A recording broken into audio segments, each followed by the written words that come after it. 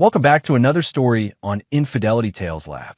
Before we begin, tell us, where in the world are you watching from? Now, let's dive into today's story. Chapter 1, The Calm Before. Darren Abear adjusted his tie in the hotel mirror, preparing for another mind-numbing corporate security consultation. 5 years since he'd left the special operations community, and civilian life still felt like wearing someone else's clothes. At 42, he traded his tactical gear for business suits, his rifle for PowerPoint presentations, but the warrior's instincts remained sharp beneath the surface. His phone buzzed with a text from his wife, Marissa. "Missing you. Emmy asks when Daddy's coming home." He smiled, thinking of his 10-year-old daughter, Emily. The consulting work paid, well, better than his military salary ever had, but it meant weeks away from home. Marissa had been understanding, or so he thought.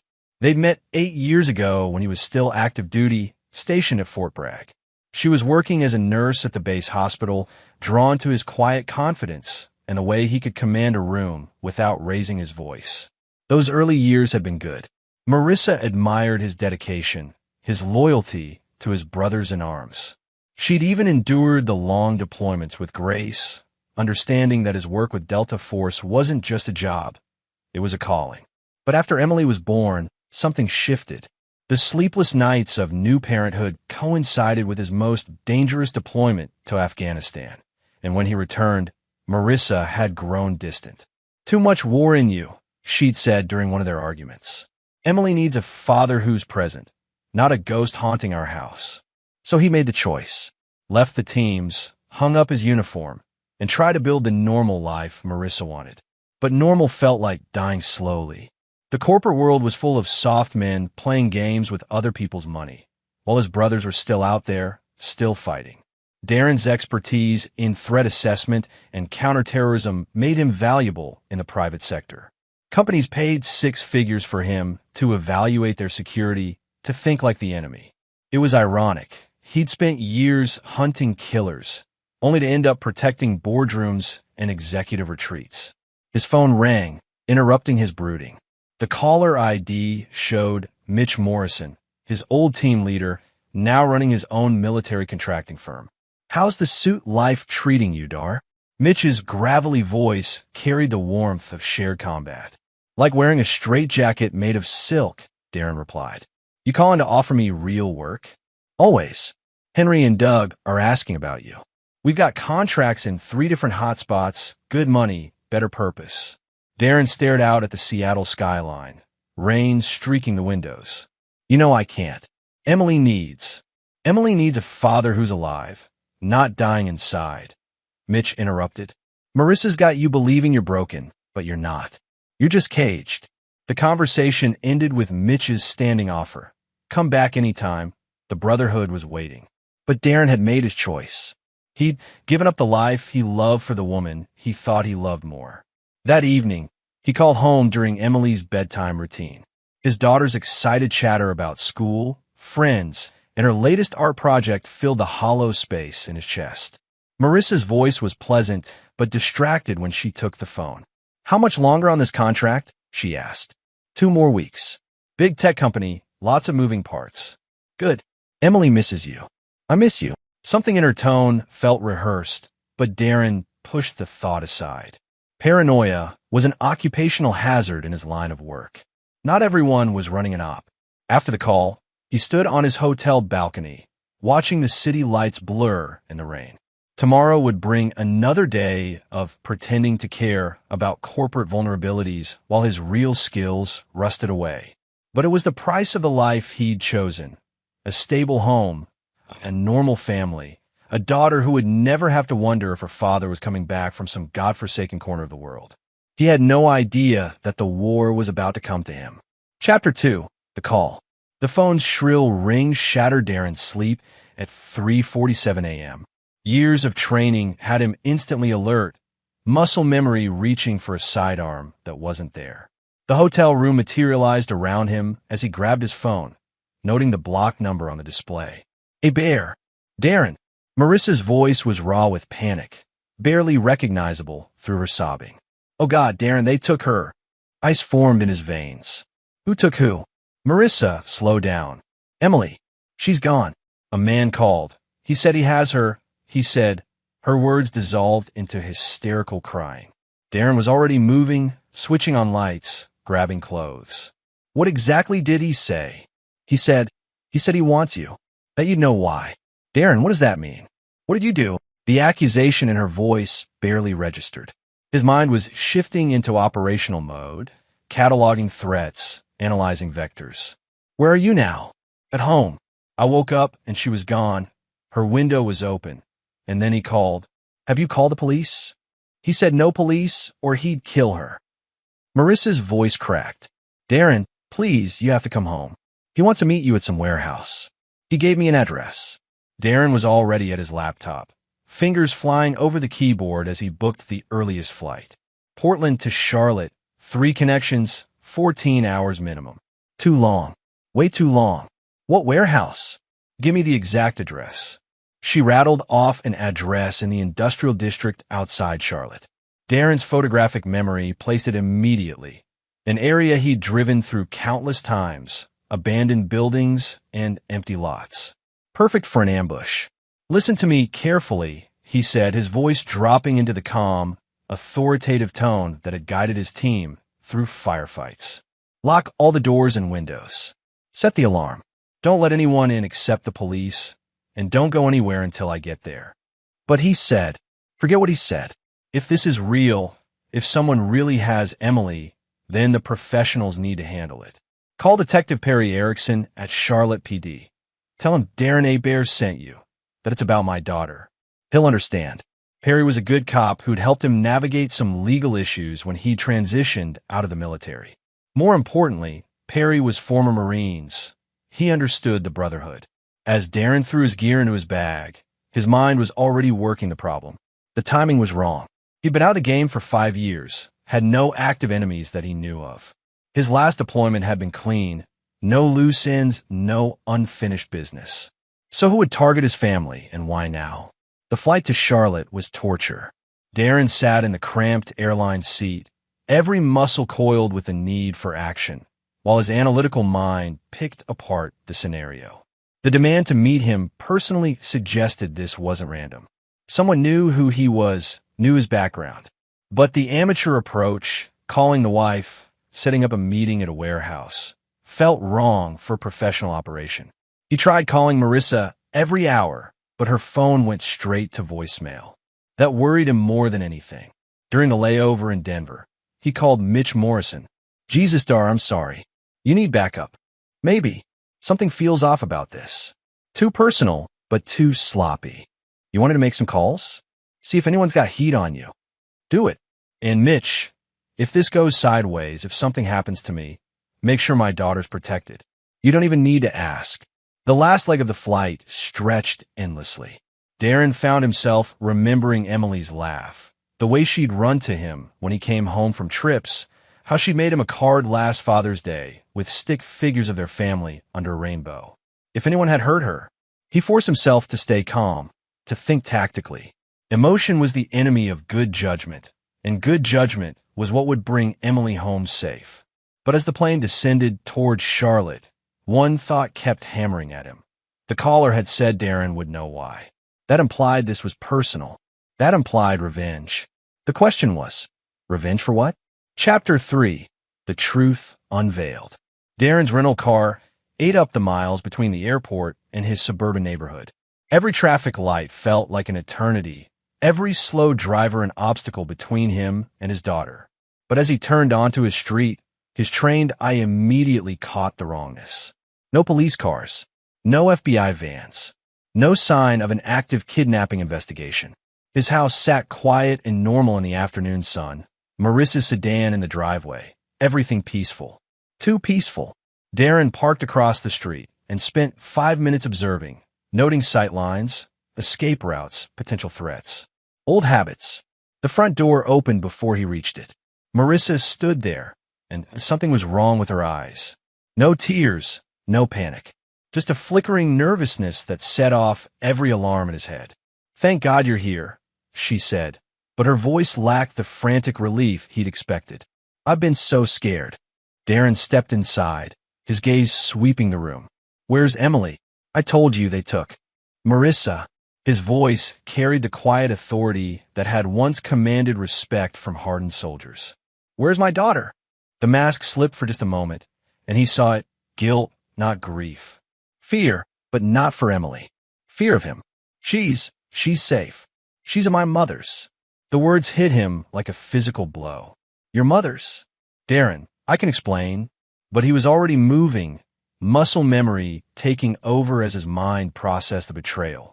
In 3 seconds, he had Marissa pressed against the wall, his forearm across her throat, not cutting off air, but making a point. My daughter was never in danger, he said quietly. You lied. Marissa's eyes went wide. You're scaring me. Good. You should be scared. Who is he? I don't know what. The man at the warehouse. Your boyfriend. Who is he? Her resistance crumbled. Todd Spaulding. He works with me at the hospital. Darren stepped back, his mind racing. Todd Spaulding. The name was vaguely familiar, but he couldn't place it. A nurse? Doctor? Someone from Marissa's world of normal people living normal lives. How long? 6 months. The words came out in a rush. It just happened. I didn't mean for it to, but you're never here, and when you are here, you're not really here, and Todd understands me. Understands you enough to fake kidnapping our daughter. Marissa's face crumpled. It was his idea. He said if you thought Emily was in danger, you'd come running, and then when you got to the warehouse, we could end this. Cleanly. End this. Darren repeated the words carefully. You mean divorce me? Take everything, she whispered. The house, Emily, the money you've saved. Todd said if we had evidence of you being unstable, violent, threatening him. The pieces clicked into place. She'd wanted him scared, desperate, ready to do anything to save his daughter. When he burst into that warehouse, they'd have cameras rolling, show him attacking an innocent man, paint him as an unhinged veteran who couldn't adjust to civilian life. Perfect custody battle ammunition. You miscalculated, he said quietly. What do you mean? Darren pulled out his phone and scrolled to his recent calls. Detective Erickson, I called him like I told you to. Funny thing about false police reports, they're felonies. So is making false kidnapping claims. Marissa went pale. You call the police? Worse. I call friends. He hit speed dial, and Mitch Morrison answered on the first ring. Dar? You find her. Change of plans. My daughter's safe, but I've got a different kind of problem. How fast can you and the boys get to Charlotte? We're already on the way. Henry's flying us down in his Cessna. 2 hours out. Darren smiled for the first time since receiving Marissa's call. Good. I need you to set up Overwatch on a warehouse. He rattled off the address. Thermal imaging, full surveillance package. There's going to be a meeting tonight. What kind of meeting?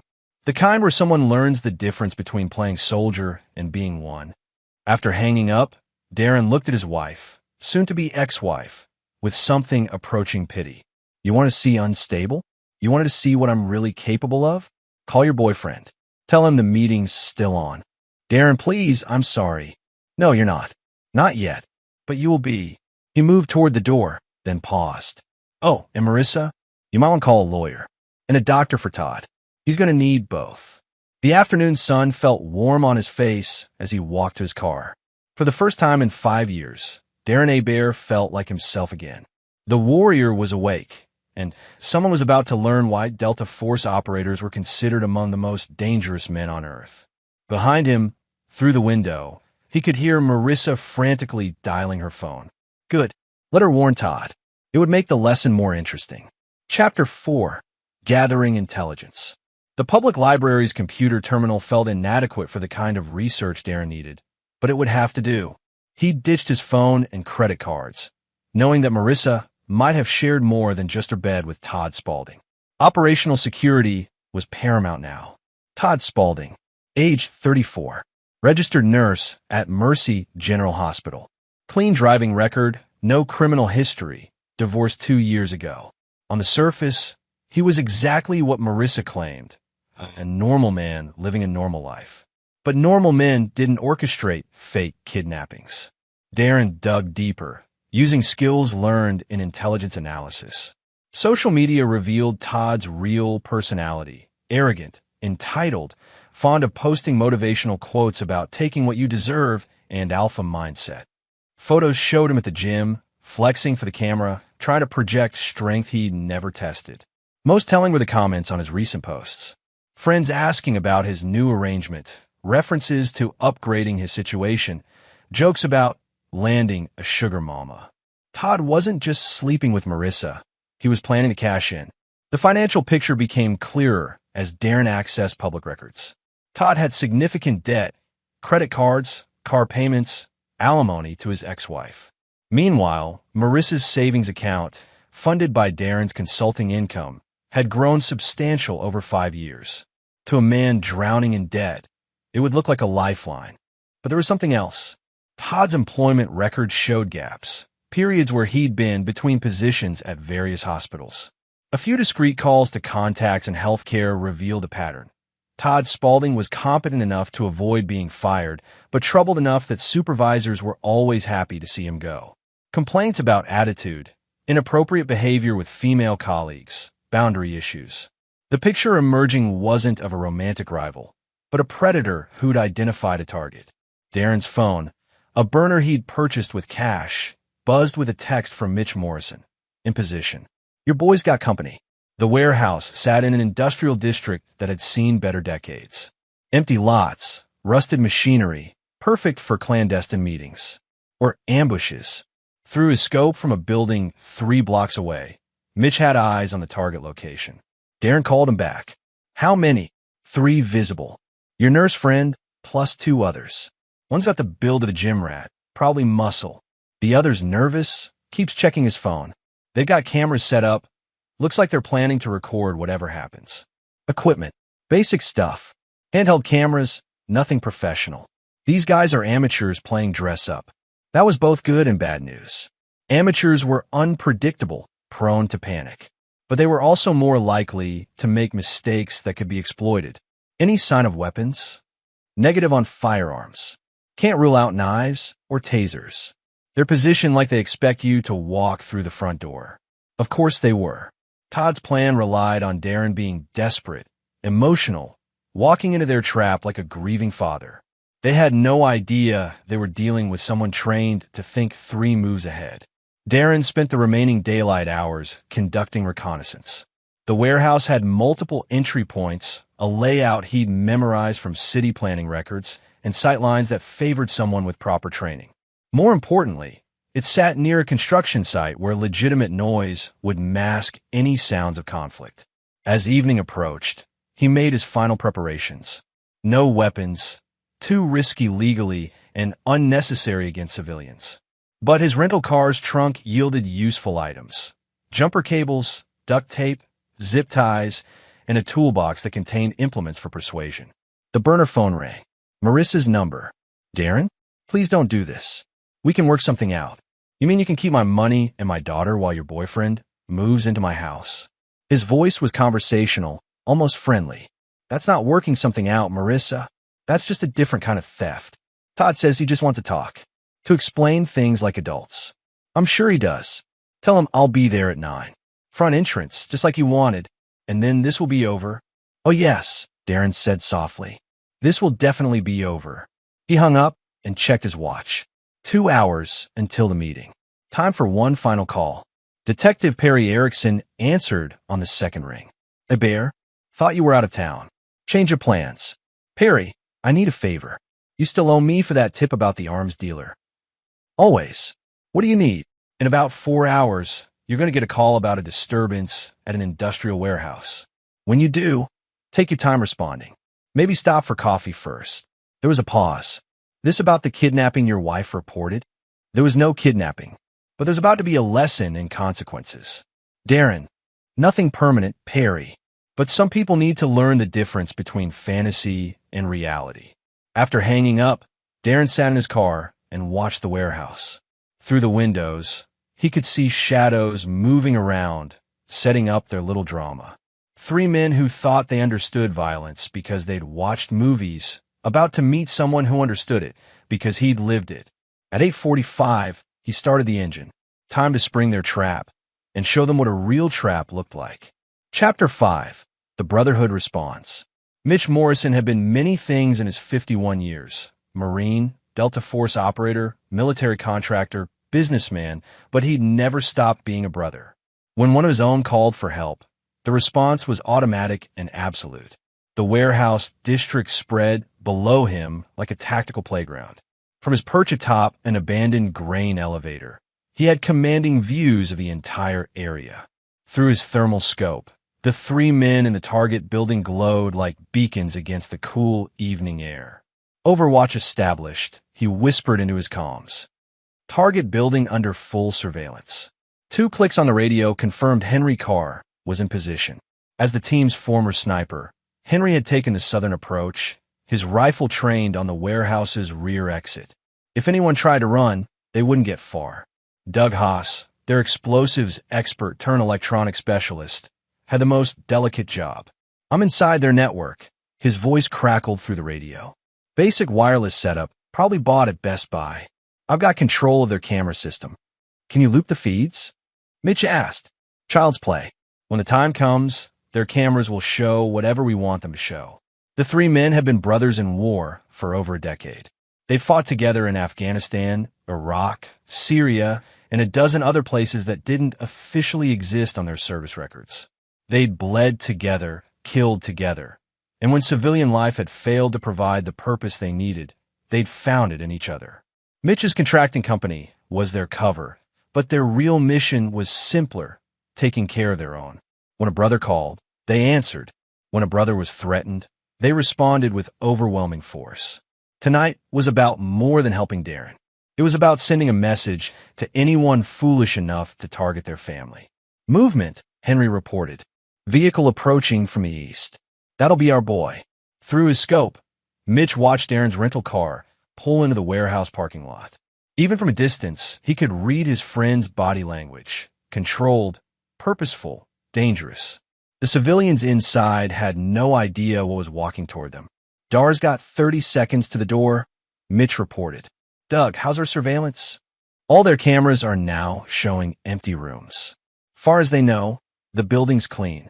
I've also killed their cell service. Emergency calls only, and those will be delayed. Mitch smiled grimly.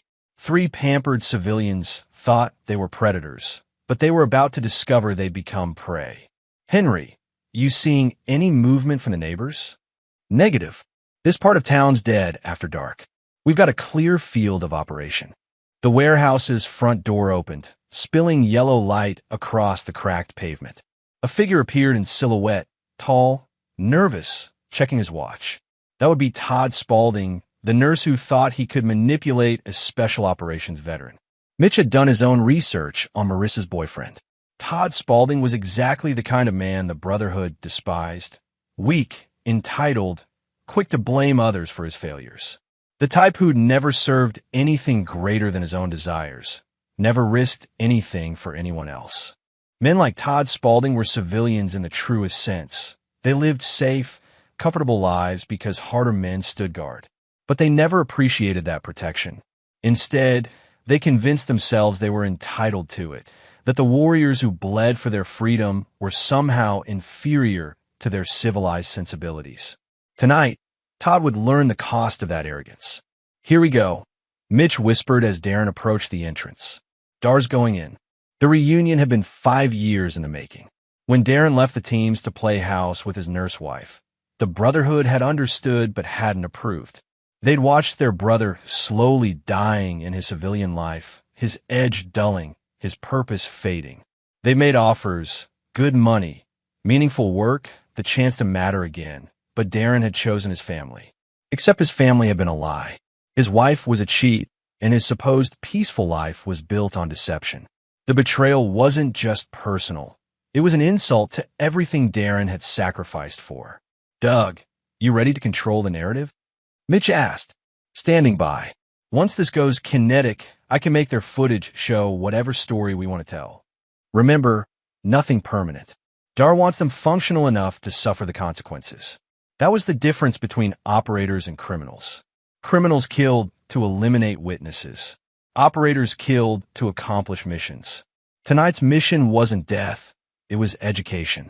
Through his scope, Mitch watched Darren disappear into the warehouse. 3 against 1, But the three had never faced anyone like Darren Hebert. They thought they understood violence because they'd seen it in movies. They were about to learn the difference between fantasy and reality. "All units, stand by," Mitch whispered into his radio. "Our brother's home." Inside the warehouse, the education was about to begin. Chapter 6, Psychological Warfare. The warehouse's interior reeked of rust and abandonment, but Darren's trained nose caught something else: fear sweat. His three hosts were trying to project confidence, but their bodies betrayed them. Shallow breathing, excessive movement, the tells of men operating outside their comfort zone. Todd Spaulding stood center stage, flanked by two other men. One was massive, probably 6'4", 250, the kind of gym muscle that looked impressive, but had never been tested. The other was wiry, nervous, constantly fidgeting with a smartphone. "Darren," Todd said, his voice carrying forced authority. "Thanks for coming. Where's my daughter?" Darren kept his voice flat, emotionless. Let them think they were still in control. "She's safe. Like we told you." Todd gestured to his companions. "This is Marcus and Johnny.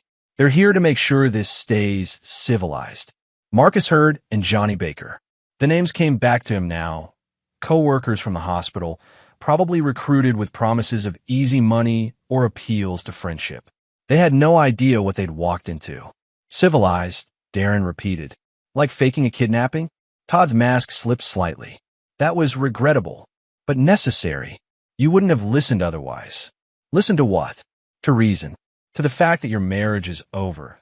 That Marissa deserves better than a man who's never really present."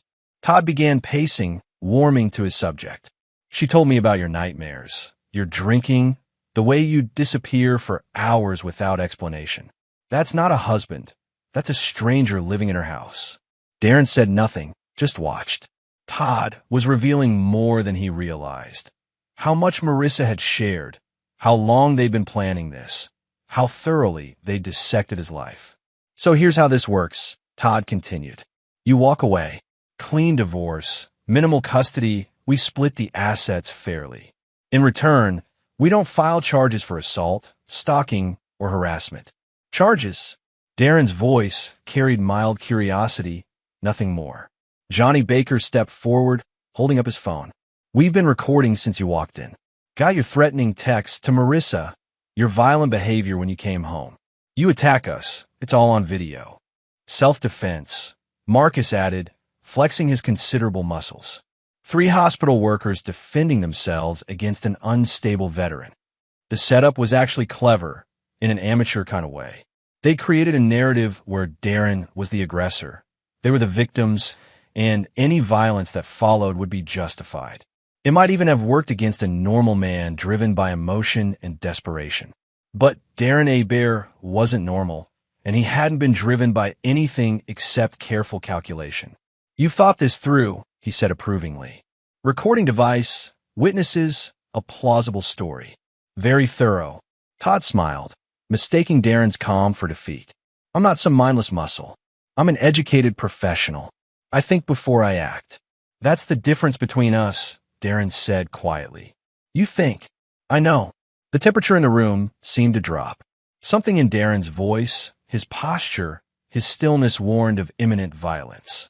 Marcus shifted his weight, hands forming fists. Johnny's phone trembled slightly.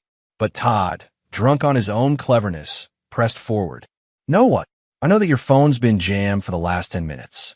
I know your camera system has been compromised, and anything you think you're recording is actually just empty rooms. I know there are 3 trained operators with eyes on this building, and if I don't walk out of here in exactly 15 minutes, they're going to come in and collect me." The blood drained from Todd's face. "You're bluffing." Darren pulled out his own phone and hit speed dial. After 2 rings, a voice answered on speaker. "This is Overwatch. We have eyes on." "Status report," Darren said calmly. 3 targets confirmed inside. Target 1 is 5'10", 160, brown hair. Target 2 is 6'4", 250, black hair. Target 3 is 5'8", 140, blonde hair. All targets showing elevated stress indicators. Johnny Baker looked at his phone in horror. No signal, no camera feed, No connection to the outside world. Who the hell are you? Marcus whispered. I'm the nightmare your friend Marissa told you about, Darren replied. I'm the stranger living in her house, the man who disappears without explanation. I'm 10 years of Delta Force operations that she never understood and you never imagined. He took a step forward, and all three men instinctively backed away. But I'm also a father, and you use my daughter as bait in your little game. Another step, and Marcus's hand moved toward his waistband. I wouldn't. My friends outside have very strict rules about threatening me. What do you want? Todd's voice cracked. I want you to understand something, Darren said softly. You've been playing house with my wife for 6 months, planning to steal my money and my daughter. You thought I was just another weak civilian, someone you could manipulate and discard. The warehouse's overhead lights flickered, casting shifting shadows across the floor. Outside, the sound of heavy machinery starting up echoed through the night. Doug Haas providing cover noise for what was about to happen. But I'm not weak, Darren continued. I'm not civilian, and I'm definitely not someone you want to threaten. His phone buzzed with a text message. He glanced at it and smiled. My friends outside just informed me that Johnny's car is registered to his mother. Marcus has a girlfriend named Sandy Mercado who works at the same hospital. And Todd. Well, Todd has an ex-wife named Nicole Golden who might be very interested to know about his financial situation. The psychological pressure was working. Johnny was sweating profusely. Marcus looked sick, and Todd's confident demeanor was cracking like ice in spring. Here's what's going to happen, Darren said. You're going to learn the difference between playing soldier and being one. Chapter 7. The Trap Springs.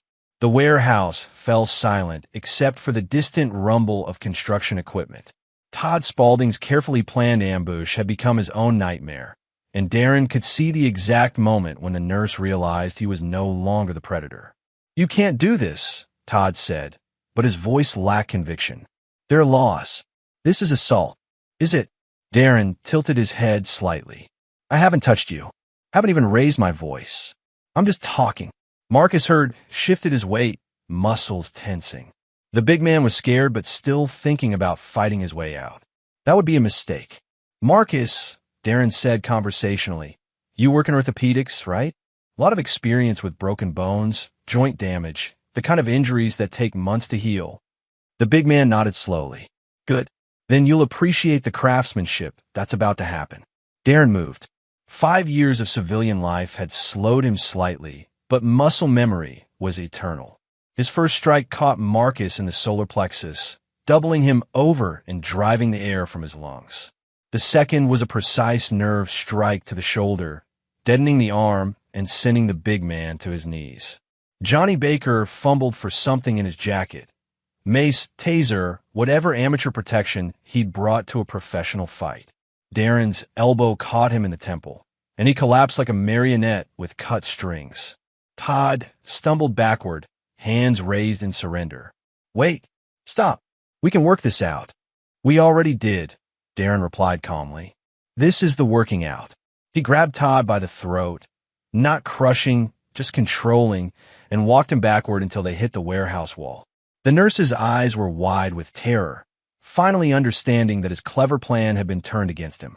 You want to know about my nightmares? Darren whispered. About the drinking, the disappearing? Let me educate you. His phone buzzed. A text from Doug Haas. Cops dispatched to different address. You got time. Perfect. Detective Erickson had done his part, misdirecting the initial response to a false alarm across town. It will buy them precious minutes.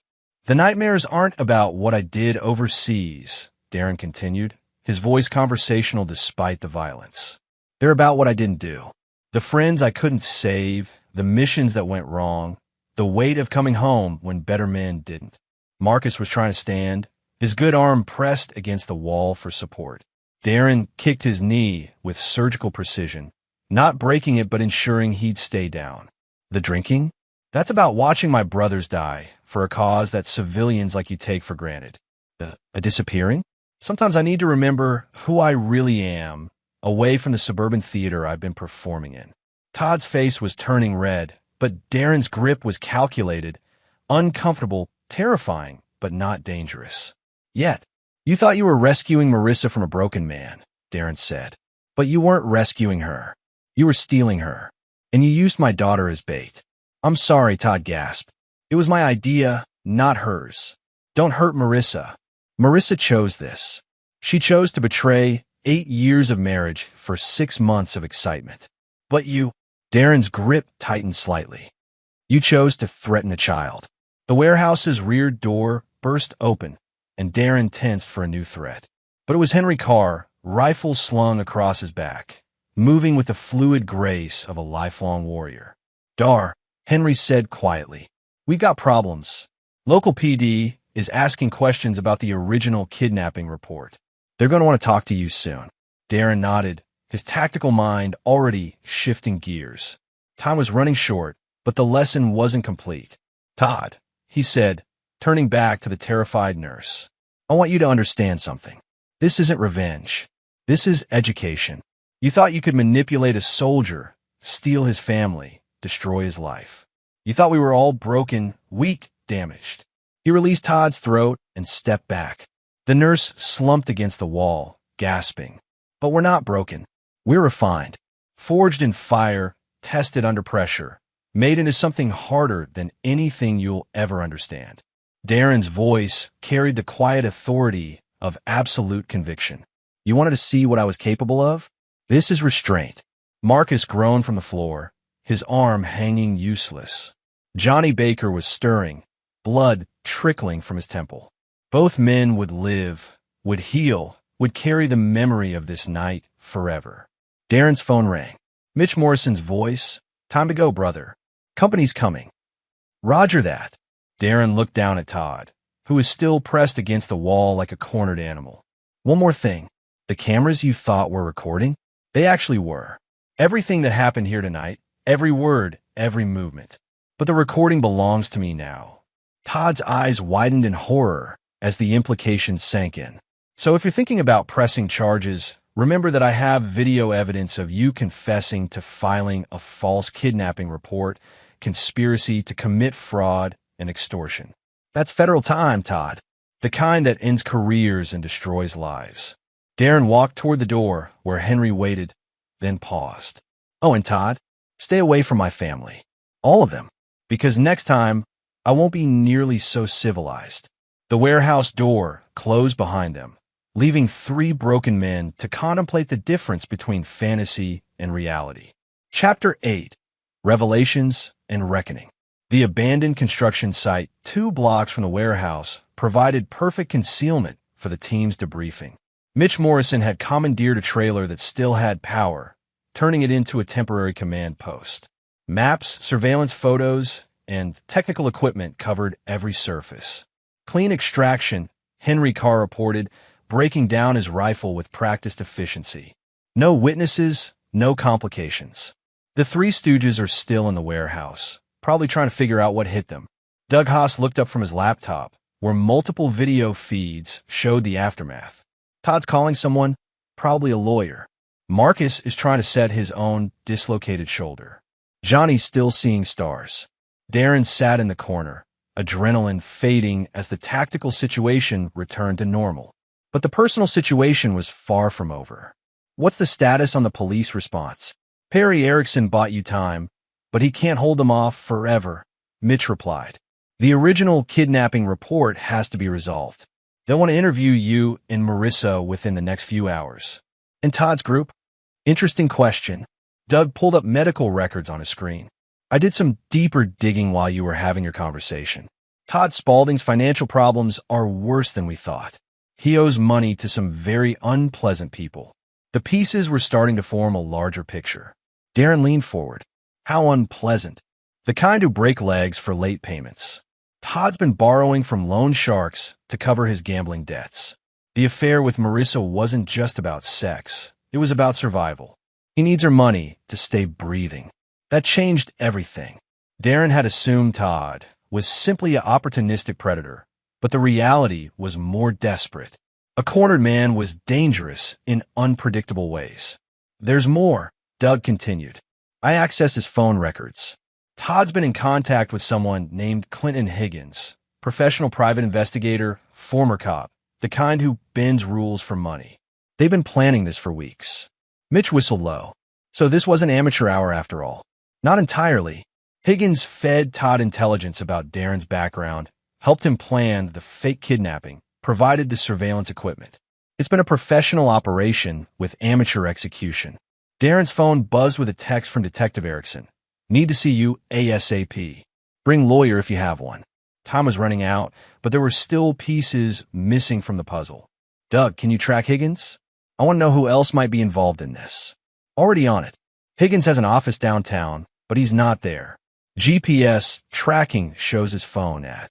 Doug paused, checking coordinates. Your house. The blood turned to ice in Darren's veins. My house. Where Emily was supposed to be. She's at her grandmother's, remember? Henry said. Marissa's mother. But Darren was already moving, his mind racing through possibilities. If Higgins was at the house, if this was bigger than a simple affair and money grab, then Emily might still be in danger. Change of plans, he said, grabbing his jacket. We're going to my house. Dar, wait, Mitch called. If this is a trap, then we spring it properly. Darren's voice carried the cold precision of a man who'd made his decision. But if they've touched my daughter, if this goes beyond Marissa and Todd's little scheme, then the rules change completely. The drive through suburban Charlotte felt surreal after the warehouse violence. Tree-lined streets, manicured lawns, the comfortable illusion of safety that most people took for granted. But Darren's trained, I caught the anomalies. A van parked too long in one spot, curtains drawn in houses that should be showing evening light, the absence of children playing despite the mild weather. His house looked normal from the outside, but Darren's instincts screamed danger. Marissa's car was gone, replaced by a dark sedan that didn't belong in the neighborhood. Professional surveillance vehicle, probably armored, certainly equipped with serious communications gear. That's not Clinton Higgins's car, Mitch observed from the passenger seat. No, Darren agreed. That's federal. The implications hit all of them simultaneously. If federal agents were involved, this wasn't about a cheating wife and her boyfriend. This was about something larger, more dangerous, with connections that reached beyond Charlotte. Doug's voice crackled through the radio from his mobile command vehicle. I'm picking up encrypted communications from that sedan. Military-grade encryption, not local law enforcement. FBI? Henry asked from his overwatch position. Negative. The signal pattern's wrong. This is private military, probably contracted security. Darren felt pieces clicking into place. Not the puzzle he'd thought he was solving, but a much more complex picture. Someone had used Marissa's affair as cover for a larger operation. The fake kidnapping hadn't been about money or custody. It had been about getting him out of position, away from something they wanted to protect or steal. Doug, I need you to check my consulting client files. Current contracts, security assessments, anything that might explain federal interest. Already pulling them. Jesus Dar, some of these companies, defense contractors, technology firms, classify government work. If someone wanted to get at their security assessments, they'd need to neutralize me first, Darren finished. Make me look unstable, unreliable, discredited. The van's door slid open, and a figure emerged. Not federal agents in suits, but tactical operators in civilian clothes. Professional, armed, moving with the fluid coordination of a military unit. We're blown, Mitch said quietly. They know we're here. Darren's phone rang. Unknown number. Mr. A. Bear, a cultured voice said. I think it's time we talked. Who is this? Someone who's been watching your career with great interest. You've caused quite a stir tonight, but you've also walked into something much larger than a domestic dispute. Through his car's windshield, Darren could see the tactical team taking positions around his house. Professional spacing, overlapping fields of fire, the kind of deployment that spoke of serious training and serious intent. What do you want? He asked. To offer you a choice. Your family's safety in exchange for your cooperation. Or we can continue this the hard way and see how many civilians get hurt in the crossfire. The line went dead. In the distance, sirens wailed as emergency responders converged on the warehouse, where 3 broken men waited to tell their story. But the real battle was just beginning, and Darren Hebert was about to learn that some enemies wore uniforms while others hid behind badges and bureaucracy. The suburban street had become a battlefield, and his daughter was somewhere in the middle of it. Chapter 9. Final Strike. The situation had escalated beyond anything Darren had anticipated. What began as marital betrayal had revealed itself as something far more sinister, a coordinated operation to destroy his credibility and access his classified security assessments. But they'd made one critical error. They'd threatened his daughter. "Doug, status on Emily," Darren said into his radio, eyes locked on the tactical team positioning around his house. "Safe and confirmed at grandmother's house. But Doreen Booth's place is under surveillance too. Different team, same professional setup." Mitch Morrison leaned forward from the back seat. "They're not just discrediting you. They're covering all vectors. If this goes public, they want control over every witness." The phone rang again. Same unknown number. "You have 10 minutes to decide," the cultured voice said. "Walk away from your consulting contracts, turn over your security assessments, and disappear quietly. Or watch your family pay for your stubbornness."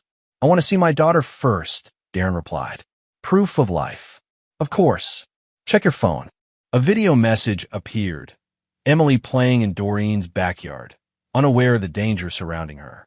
But Darren's trained eye caught the details that mattered. The angle suggested surveillance from a neighboring house. The timestamp was recent, and in the background, a reflection in the kitchen window showed movement that didn't belong. "Professional work."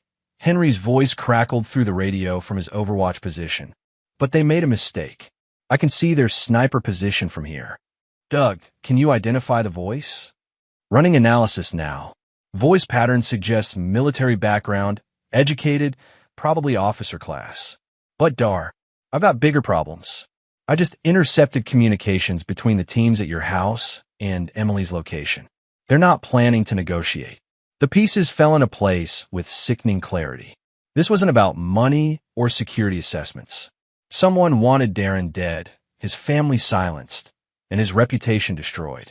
The fake kidnapping, the warehouse confrontation, even Todd's affair, all of it had been designed to draw him into the open where he could be eliminated. But they'd underestimated the brotherhood. "Mitch, Henry, Doug," Darren said quietly. "Code Black." Full tactical response. There was a moment of silence as the implications registered. Code Black was their highest threat level, reserved for situations where no quarter would be given or expected. It meant civilians were in imminent danger, and conventional rules no longer applied. "Copy Code Black," Mitch replied. "Weapons free, full kinetic authorization." "About damn time," Henry muttered. "I've got clean shots on 3 hostiles." The suburban street was about to become a war zone, but Darren's mind was ice cold, calculating. He'd spent years protecting strangers in foreign countries. Tonight, he'd protect his own family on home soil. "Doug, I need you to trace that voice, identify the command structure. This operation has federal resources, which means federal oversight. Someone authorized this. Already on it. The encrypted comms are routing through a private military contractor called Titan Security. They're connected to Jesus, They're connected to your current client." The revelation hit like a physical blow. Darren's latest consulting contract was with Meridian Dynamics, a defense contractor working on classified government projects. His security assessment had identified critical vulnerabilities in their systems, vulnerabilities worth millions to foreign intelligence agencies. "They're selling classified information," he said. "My assessment would expose them." "And Todd's affair gave them the perfect cover to discredit you," Mitch added. "Make you look unstable, unreliable. Even if you tried to expose them, who'd believe a bitter veteran in the middle of a messy divorce?" But they'd miscalculated on 2 fronts. First, they'd assumed Darren would play by civilian rules. Second, they'd forgotten that Delta Force operators never worked alone. "New plan," Darren said. "Doug, how long do you need to document everything?" "Full evidence package, unbreakable chain of custody. Give me 20 minutes with their communications network. I can pull everything, orders, payments, personnel files, the whole conspiracy." "You've got it." "Henry, I need you to relocate to Emily's position. Overwatch and protection. Already moving. ETA 12 minutes. Mitch, you're with me. We're going to have a conversation with whoever's running this operation." The tactical team around Darren's house was professional, but they were positioned for intimidation, not actual combat. They expected a lone, desperate father, not a coordinated military response from three of the most dangerous men alive. Darren's phone buzzed with another message, a photo of Emily, taken through a high-powered scope. The message was clear. They could reach her anytime. But as he watched, a second photo arrived, the same sniper position, photographed through an even more powerful scope. Henry Carr's message was equally clear. Not anymore. Time's up, the cultured voice said when Darren answered the phone. What's your decision? I've decided you made a mistake, Darren replied calmly.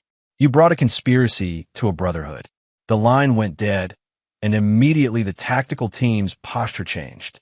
Hand signals, weapons checks, movement toward assault positions.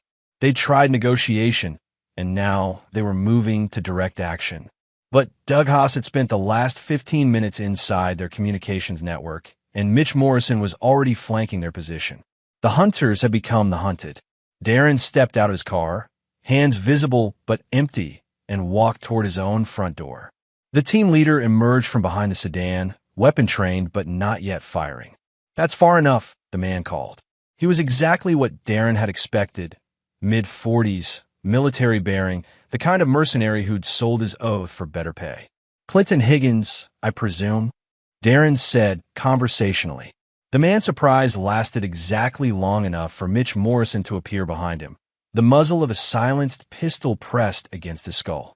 Drop the weapon, Mitch said quietly, or find out why they call it a brotherhood. Around the street, the remaining tactical team found themselves suddenly outgunned and outmaneuvered. Doug's electronic warfare had killed their communications. Henry's precision fire had eliminated their overwatch, and Mitch's flanking maneuver had decapitated their command structure. The suburban battlefield fell silent except for the sound of weapons hitting pavement. Now, Darren said, walking up to the disarmed team leader, let's discuss your resignation from this operation and your full cooperation with federal authorities. An hour later, Detective Perry Erickson arrived to find 5 bound men. A pile of evidence documenting a conspiracy that reached into federal agencies, and 3 veterans who'd proven that some oaths were never broken. Emily Hebert was safe in her father's arms. Marissa was in federal custody as a cooperating witness, and Todd Spaulding was discovering that his gambling debts were the least of his problems. Justice, it turned out, was best served by those who understood its true cost.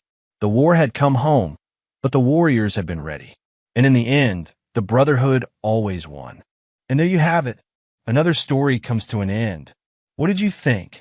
I'd love to hear your thoughts in the comments below. If you enjoy this story, consider joining our community by subscribing. It means the world to us.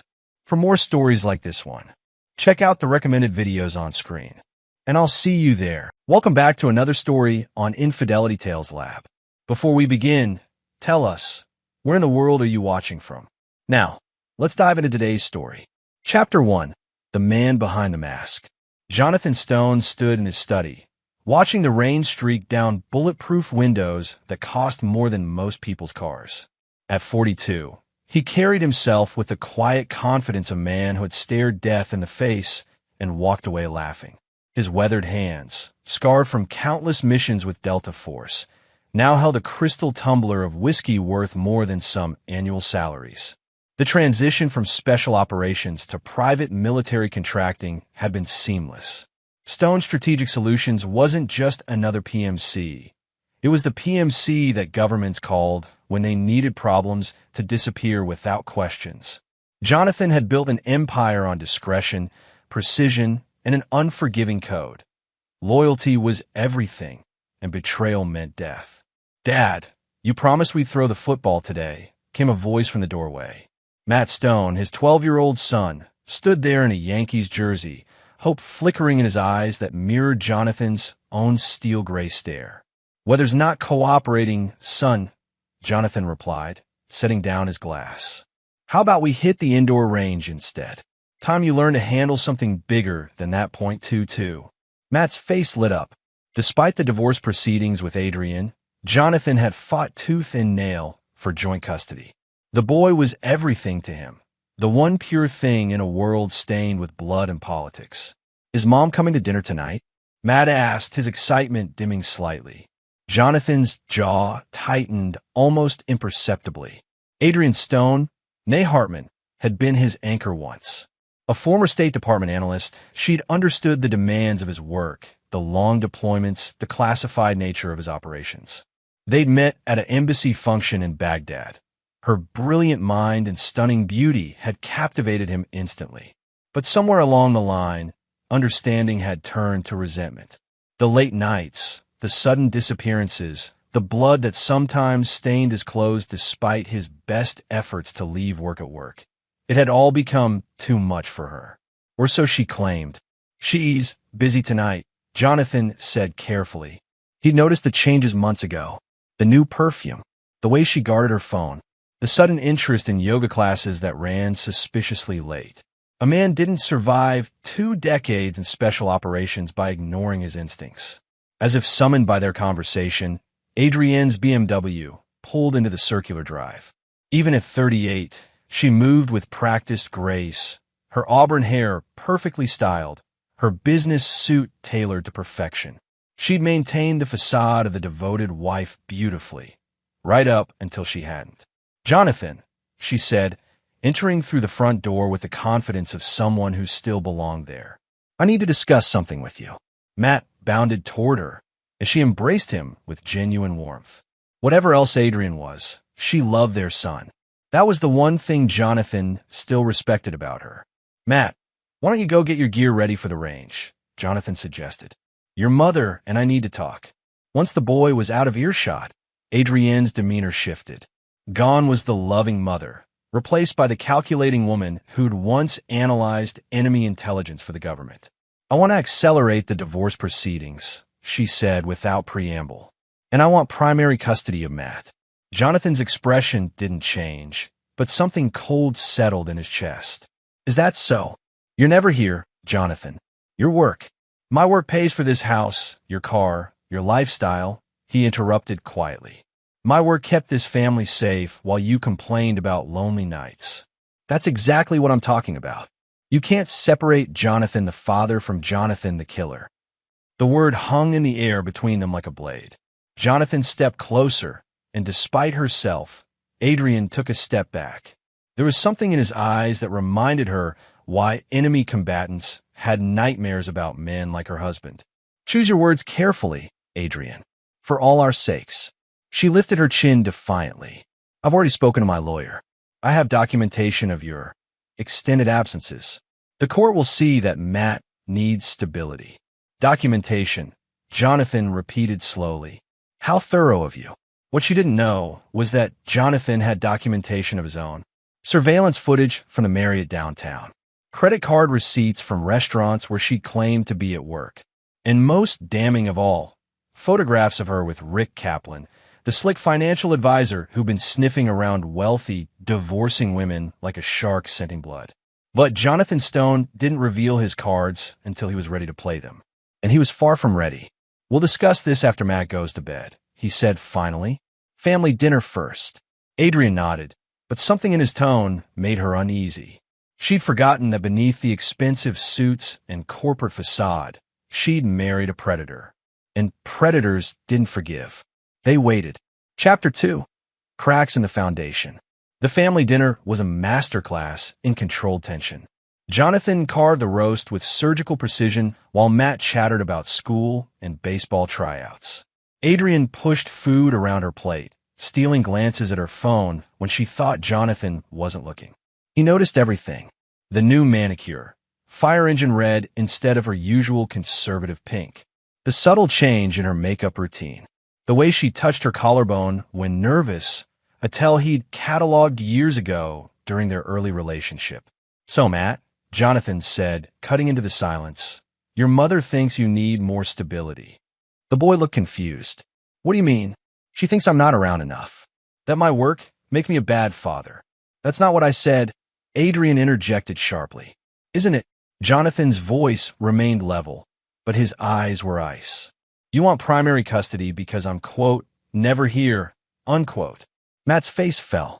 At 12, He was old enough to understand that his parents' marriage was crumbling, but young enough to blame himself. Is it because I asked you to miss that deployment last Christmas?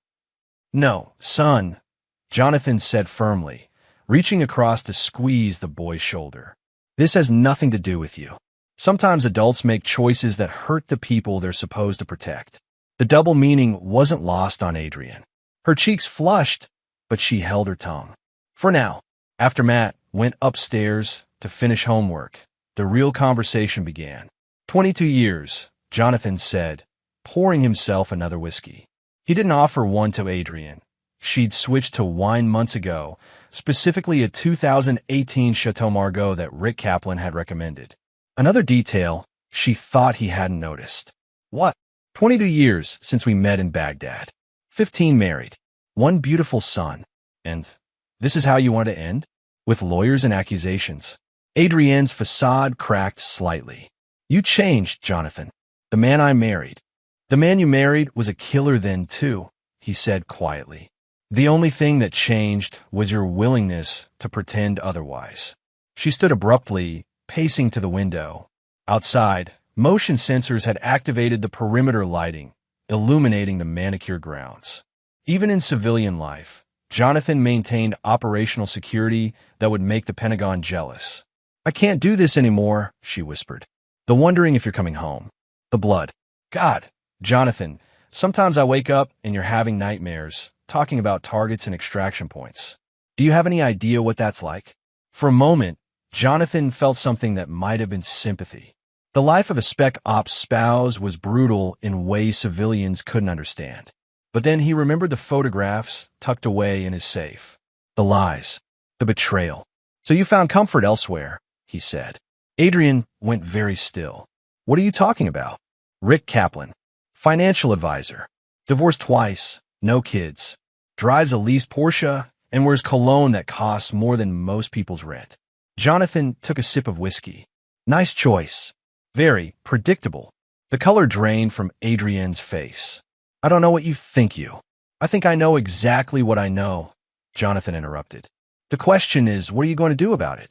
For 15 years, Adrienne had been married to a man who specialized in extracting information from people who didn't want to give it. She should have known better than to try lying to him. It's not what you think, she said weakly. It never is. Jonathan stood, moving with that predatory grace that had once made her heart race and now made her blood chill. But here's what I think, Adrienne. I think you've been planning this for months. I think Rick saw an opportunity. Wealthy woman in an unhappy marriage, husband with a dangerous job who might conveniently disappear permanently someday. You're paranoid. I'm experienced. And experience tells me that Rick isn't just interested in your body. He's interested in my money. Our money. Matt's inheritance. The accusation hung between them like a loaded weapon. Adrienne's hand trembled as she reached for her wine glass. You're wrong. Am I? Then prove it. Tell Rick you're staying with your husband. Call off the lawyers. We'll work through our problems like adults. Adrienne's silence was answer enough. Jonathan nodded slowly, as if she confirmed something he'd already known. I want you to understand something, Adrienne. I've killed men for threatening my family. I've toppled governments for endangering American interests. I've made warlords disappear for touching things that didn't belong to them. He stepped closer, and she could smell his cologne, the same scent she'd fallen in love with years ago, now tinged with something darker. What do you think I'll do to people who try to take my son from me?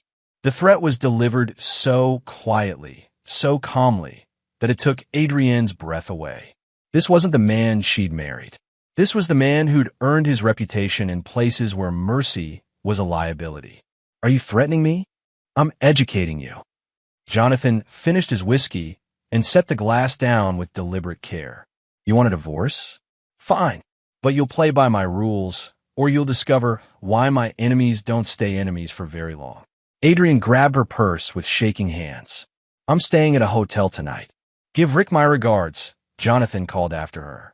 As her BMW disappeared down the drive, Jonathan pulled out his phone and dialed a secure number. Kurt, it's Jonathan. I need a full workup on Rick Kaplan. Yeah, the whole package. Financial, personal, criminal, everything. No, it's not business this time. It's personal. He hung up and stared out of the night. 22 years of marriage, and it had come to this. But if Adrian thought he'd simply roll over and let her destroy their family for a quick thrill with a smooth-talking opportunist, she'd forgotten who she was dealing with. Jonathan Stone had never lost a war. He wasn't about to start now. Chapter 3: The Art of War. The intelligence package on Rick Kaplan arrived within 48 hours, delivered by Kurt Garrett himself. Former Army Ranger, current head of security for Stone Strategic Solutions, Kurt was one of the few men Jonathan trusted completely. They'd served together, bled together, and survived impossible odds together. "This guy's a real piece of work," Kurt said, dropping a thick folder on Jonathan's desk. 3 marriages, all to wealthy women. Each divorce netted him a substantial settlement. Classic predatory pattern.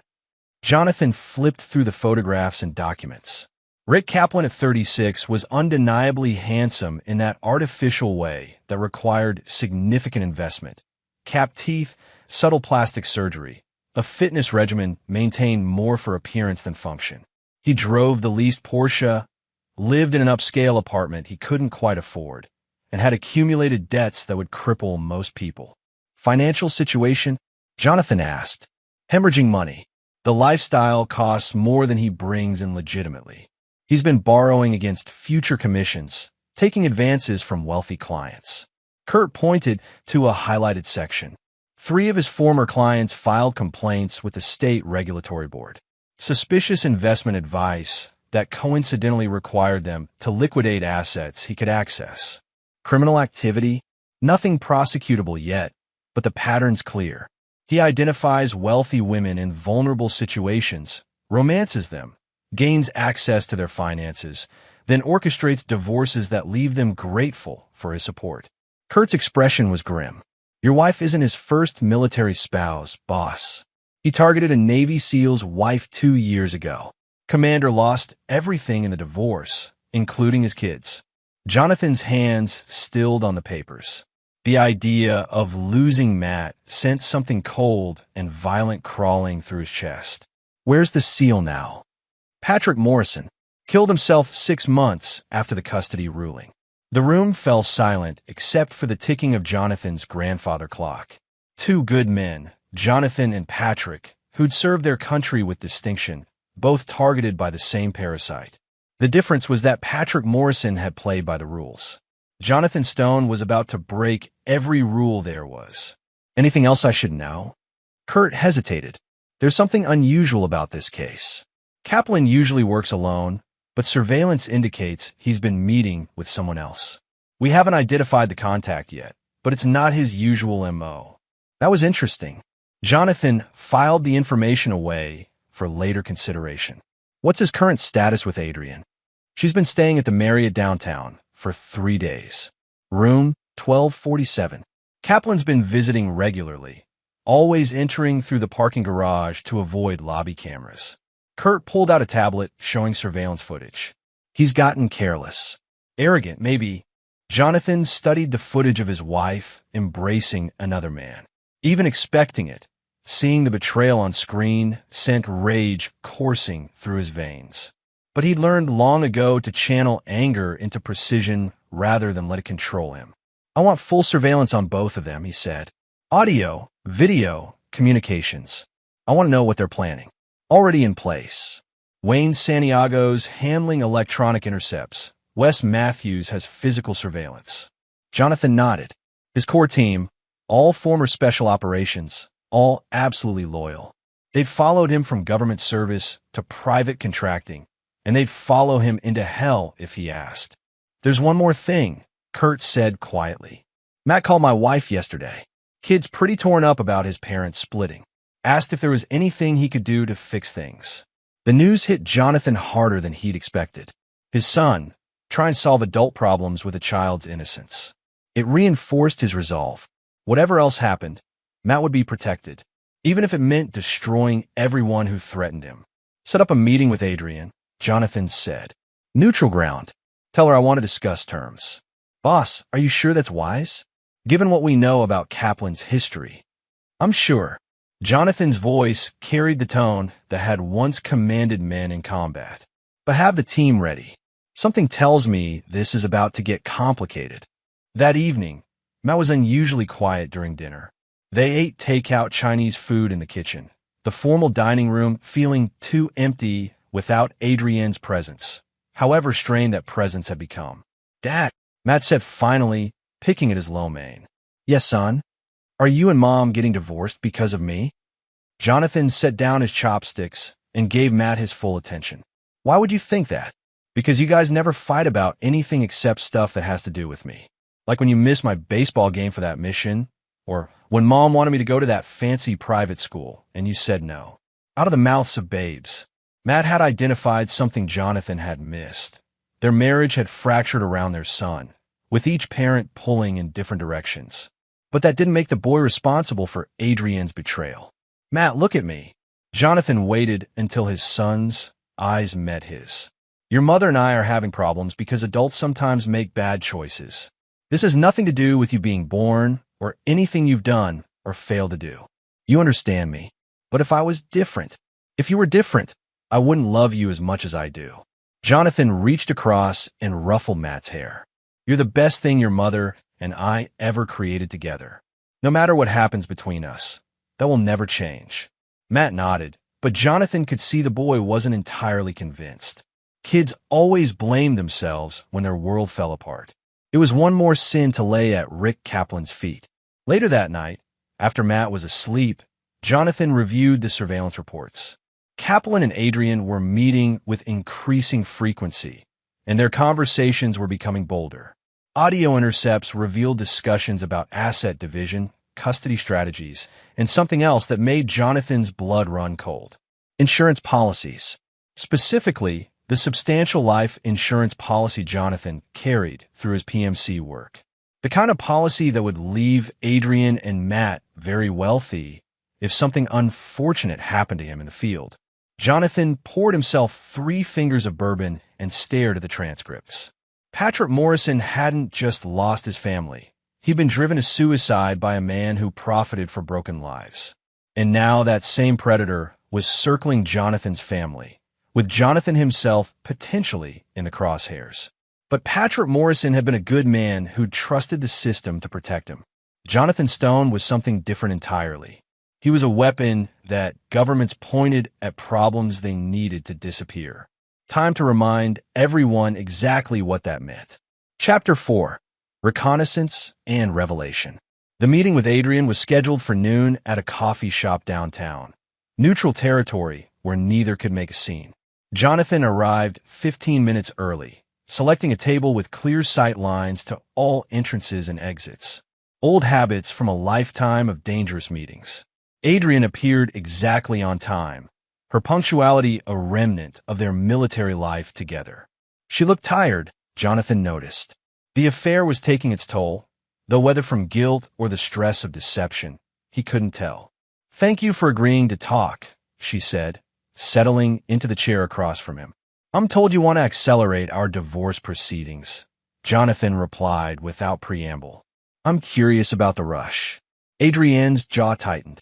"I think a clean break will be better for everyone, especially Matt. Interesting timing. Just when you found someone new to occupy your attention. This isn't about Rick, isn't it?" Jonathan leaned forward slightly, his voice dropping to that conversational tone that had once made terrorists reconsider their life choices. "Because from where I sit, it looks exactly like it's about Rick. Rick Kaplan, twice divorced, currently drowning in debt, with a history of targeting vulnerable women in failing marriages." The color drained from Adrienne's face. "You had him investigated." "I investigate everyone who gets close to my family. Occupational hazard." Jonathan signaled the waitress for coffee, acting as though he'd just discussed the weather. "Did you know about Patricia Morrison? Navy wife, divorced her SEAL husband with Rick's help. Her ex-husband ate his service pistol 6 months later." "You're lying." "Patricia kept the house, the kids, and a substantial alimony settlement. Rick married her 8 months after the divorce was finalized." Jonathan accepted his coffee with a nod of thanks to the waitress. "The marriage lasted 18 months. Patricia's now living in a one-bedroom apartment in Tucson, working double shifts at a call center. Adrienne's hand trembled as she reached for her water glass. Rick wouldn't what? Seduce a lonely military wife? Convince her that her husband was the problem? Help her hire lawyers who specialized in bleeding men dry? Which part seems out of character based on what you know about him? The silence stretched between them, filled with the ambient noise of the coffee shop and the weight of 18 years of shared history crumbling in real time. I love him, Adrienne said finally, her voice barely above a whisper. No, you don't. Jonathan's response was matter-of-fact, almost gentle. You love the idea of him, the attention he pays you, the way he makes you feel desired after years of feeling neglected. But love? You don't know him well enough for love. And what would you know about love? The question came out sharper than she'd intended, years of resentment bleeding through. When was the last time you told me you loved me? When was the last time you looked at me like I mattered more than your next mission? The accusation hung in the air, and for a moment, Jonathan felt something crack inside his chest. Because she wasn't wrong. Somewhere between Baghdad and Kandahar, between black ops and corporate contracts, he'd forgotten how to be a husband. He'd become so focused on providing for and protecting his family that he'd forgotten to actually love them. 3 primary targets, Jonathan said, studying the building layout. Rick Kaplan, armed and considered extremely dangerous. Adrienne Stone, status unknown but possibly coerced. Matt Stone, 12 years old, priority 1 for extraction. Rules of engagement? Wayne asked, checking his rifle scope. Jonathan's expression went cold. Anyone who threatens my son dies. Anyone who helps them dies. Anyone who gets between me and my family dies. He looked each of his men in the eye. This is not a rescue mission. This is an execution. The warehouse sat in a neighborhood that had seen better decades. Industrial buildings in various stages of decay, separated by weedy lots and cracked parking areas. Perfect for someone who wanted privacy for illegal activities. Jonathan approached from the south, using abandoned machinery and rusted containers for cover. His team had fanned out to surrounding positions, ready to provide overwatch and cut off any escape routes. The night vision goggles turned the darkness into a green-tinted landscape where every shadow could hide death. His earpiece crackled softly. Overwatch in position. 2 vehicles visible. Adrienne's BMW and an unknown sedan. Thermal shows 4 heat signatures in the main building. 4 signatures. That meant Rick had backup. A complication, but not an unexpected one. Jonathan adjusted his approach, moving with the fluid grace of a predator closing on its prey. The warehouse loading dock had been forced open, the corrugated metal door hanging at an angle that screamed amateur hour. Jonathan slipped through the gap and into the building's interior, his weapon ready. The space was vast and mostly empty, broken only by support columns and scattered debris. Industrial lighting cast harsh shadows that would have hidden a dozen men, but Jonathan's enhanced vision revealed the truth. Rick Kaplan stood in the center of the space, obviously nervous despite his confident phone manner. 2 other men flanked him, hired muscle who looked more comfortable shaking down debtors than facing military-trained opposition. And there, near the back wall, were Adrienne and Matt. His wife sat zip-tied to a metal chair, her face bruised but her eyes alert. Matt knelt beside her, similarly restrained, but Jonathan could see the boy scanning for opportunities. Good. The kid had been paying attention during their camping trips and self-defense lessons. Jonathan, Rick's voice echoed in the empty space. I know you're here. Come out where we can see you, or this gets unpleasant quickly. Instead of responding, Jonathan activated his throat mic, package located. 2 unknown hostiles in addition to primary target. Request immediate support. Negative, Kurt's voice replied. Let it play out. We have Overwatch. Jonathan understood. His team was in position, but they were letting him take the lead, partly because he'd ordered it, partly because they knew this had become personal in a way that transcended tactics and strategy. He stepped into the light, his hands visible, but his stance ready for violence. I'm here, Rick. Let them go. Rick Kaplan was smaller in person than he'd appeared in the surveillance photos, with the soft look of a man who relied on manipulation rather than strength. But his eyes held a cunning that Jonathan recognized, the look of a predator who'd survived by being smarter and more ruthless than his prey. "The transfers first," Rick said, producing a tablet computer. "10 million to start, with the rest to follow once I confirm the funds are available." "That's a lot of money for a small-time con artist." Rick's smile was cold. "I'm expanding my operation. Your wife was very helpful in understanding the scope of your assets." Jonathan's gaze shifted to Adrian, whose eyes were filled with shame and terror in equal measure. Whatever she'd gotten herself into, she was clearly in over her head. "The boy goes free first," Jonathan said. "Then we can discuss terms. The boy goes free when I have my money. And when you're dead." The admission hung in the air like a death sentence. Rick had just confirmed what Jonathan had suspected. This wasn't about divorce settlements or custody battles. This was about elimination, pure and simple. "My wife's new boyfriend held a gun to my son's head," Jonathan would remember later. "Said I had 10 seconds to transfer my entire fortune. I heard my son's quiet sobbing. 'I can't do it that fast,' I yelled. He smiled. Then he dies slowly." My wife nodded. The sight of Adrian nodding, confirming her participation in the plan, sent something savage and final through Jonathan's chest. Whatever love had existed between them died in that moment, replaced by the cold certainty of a man who'd just identified his enemies. I dropped the phone. "Fine, you win. The transfer is sent."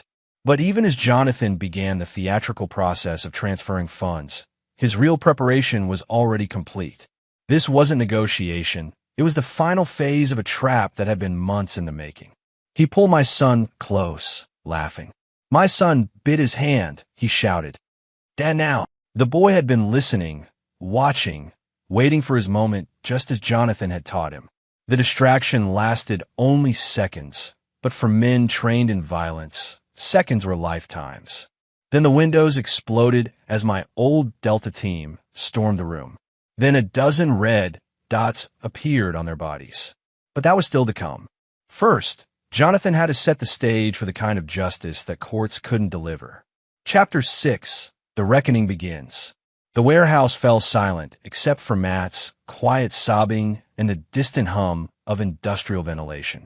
Rick Kaplan stood with his gun trained on the boy, confident in his position, but clearly nervous about Jonathan's calm demeanor. "You're taking this very well for a man about to lose everything," Rick observed, tablet computer balanced in his free hand. "I've been in worse situations," Jonathan replied matter-of-factly. "Usually turns out the people pointing guns at me haven't thought their plan through completely. My plan is fine. Money transferred. You disappear. Adrian becomes a grieving widow with a very substantial inheritance." Rick's smile was predatory. "She'll need comforting, naturally." Jonathan glanced at his wife, whose face had gone ashen at Rick's casual mention of murder. "Still think this is about love, Adrian?" "I never wanted," she began. "She never wanted you dead," Rick interrupted.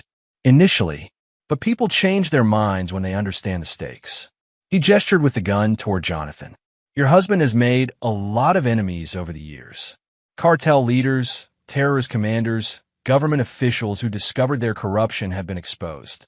Any one of them would pay handsomely to know where to find Jonathan Stone." The pieces clicked into place with crystalline clarity. This wasn't just about divorce money or insurance payouts. Rick had been gathering intelligence on Jonathan's operations, his enemies, his vulnerabilities. He was planning to sell that information to the highest bidder, with Jonathan's death as proof of good faith. "How much?" Jonathan asked. "Excuse me?" But that didn't excuse betrayal. And it sure as hell didn't excuse putting Matt at risk. "You're right," he said quietly. "I failed as a husband. I let my work consume me, and I took you for granted. But instead of talking to me about it, you decided to fuck a con artist." Adrian flinched at the crude language. Jonathan rarely swore around her, and never in public. "And now," he continued, "that con artist is pushing you to accelerate our divorce so he can get his hands on my assets faster. Tell me, Adrian, has he mentioned my life insurance policy yet?" This time, she couldn't hide her shock. Her eyes widened, and her breath caught in a way that confirmed Jonathan's worst suspicions. How did you? How did I what? How did I know that your boyfriend has been researching the payout on my death benefits? How did I know he's been asking questions about my upcoming deployment to Somalia? Jonathan's voice remained calm, but something dangerous flickered in his eyes. Did you really think I wouldn't notice someone plotting my murder? It's not like that, Adrian whispered, but her protest lacked conviction. Then what is it like? Explain to me how discussing my life insurance with your lover is somehow innocent. The coffee shop suddenly felt too small, too public for this conversation. Other patrons were beginning to stare, sensing the tension radiating from their table. We should go somewhere more private, Adrian said. No. Jonathan's tone brooked no argument. We're finishing this here, where there are witnesses. Tell me about the insurance policy, Adrian. Tell me about the deployment schedule Rick's been so interested in. When she didn't respond, Jonathan pulled out his phone and played an audio file. Rick's voice, clear and confident, filled the space between them. The policy pays out double for death in combat zones. 3 million becomes 6 million if something happens during the Somalia operation. All we need to do is make sure the divorce isn't finalized before he deploys. Adrienne's face went white as the recording continued. These PMC guys have dangerous jobs, babe. Accidents happen all the time, especially to men who've made enemies around the world. Jonathan stopped the playback and put his phone away. Still think this is about love? Tears were streaming down Adrienne's face now, a mixture of shame and terror. She'd crossed a line that couldn't be uncrossed, and they both knew it. I never wanted you to get hurt, she whispered. Rick said, he said you had so many enemies that someone would eventually kill me, and you might as well profit from it, Jonathan finished. Very practical, very romantic. He stood, throwing a 20 on the table to cover their untouched drinks. Here's what's going to happen, Adrian. You're going to end things with Rick. Today. Then you're going to come home, and we're going to tell Matt that Mommy and Daddy work things out. I can't do that. You can, and you will. Because the alternative is that I start treating Rick Kaplan like the hostile combatant he is. Jonathan leaned down, his voice dropping to a whisper that only she could hear. You've forgotten what I do for a living, but I haven't. And I've never failed to eliminate a threat to my family. As he walked away, Adrian sat frozen at the table, understanding for the first time that she hadn't just betrayed her husband. She declared war on one of the most dangerous men alive. And wars with Jonathan Stone had only one possible outcome. Chapter 5. The Trap Springs. 3 days passed before Rick Kaplan made his move. Jonathan had expected subtlety, a gradual escalation, careful planning. Instead, Rick displayed the arrogance of a man who'd succeeded too many times against unprepared opponents. The call came at 2:17 a.m., jarring Jonathan from the light sleep of a professional who'd learned to wake alert and ready. Matt's panicked voice cut through the fog instantly. Dad, help me. Then a different voice, smooth and confident. Hello, Jonathan. I believe we have something to discuss. Jonathan was out of bed and reaching for the secure phone before Rick finished speaking. Speed dial connected him to Kurt Garrett, whose voice came through clear and alert. The man slept like a soldier, ready for action at a moment's notice. Primary package is compromised, Jonathan said, using the code they'd established for Matt. Execute Overwatch. Copy. 3 minutes out. Jonathan was already pulling on tactical gear, his movements precise and automatic. The Sig Sauer went into its shoulder holster, extra magazines into vest pockets, ceramic trauma plates locked into place. This wasn't the business attire of a corporate executive. This was the combat rig of a man preparing for war. You're very calm for a man whose son is in mortal danger. Rick's voice continued through the phone, now confident he had Jonathan's full attention. Where are you? Jonathan's voice was steady, but anyone who knew him would have recognized the tone. It was the same voice he'd used when calling in airstrikes on enemy positions. The Warehouse District, 1247 Industrial Way. Fitting address, don't you think? Same as Adrienne's hotel room number. Rick chuckled at his own cleverness. She's here too, by the way. Surprisingly cooperative once I explained the situation. Jonathan was moving through the house now, grabbing additional equipment from hidden caches. Night vision goggles, tactical radio, the specialized gear he'd hoped never to need in civilian life. What do you want, Kaplan? Well, I've always wanted your money. All of it. Transferred to accounts I'll provide, along with signed documents granting Adrian immediate custody and all assets. And if I refuse, then your son learns what his father's enemies do to the families of men like you. Rick's voice hardened. I've done my research, Jonathan. You've killed a lot of people over the years, made a lot of enemies. It would be tragically ironic if your past finally caught up with your family. Through his bedroom window, Jonathan could see the first of his security team arriving. Kurt's SUV, followed by Wayne Santiago's motorcycle and Wes Matthews in the communications van. His people, ready to follow him into hell. I'll need time to arrange the transfers, Jonathan said, buying time while his team got into position. You have 1 hour. And, Jonathan, come alone. Any sign of backup, any indication you're not taking this seriously, and Matt pays the price. The line went dead. Jonathan stared at the phone for exactly 3 seconds, then swept out of the house to meet his team. The tactical briefing took 2 minutes. Warehouse district, minimal civilian presence, industrial buildings providing multiple approaches and firing positions.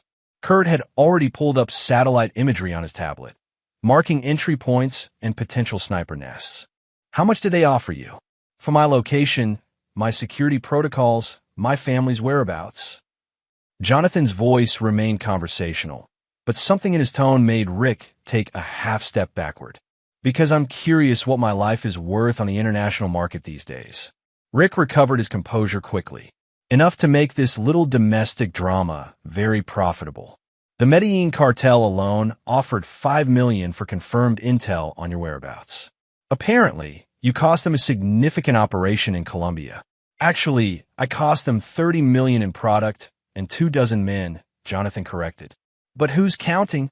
He was stalling for time while his team maneuvered into position, but he was also learning. Rick wasn't working alone.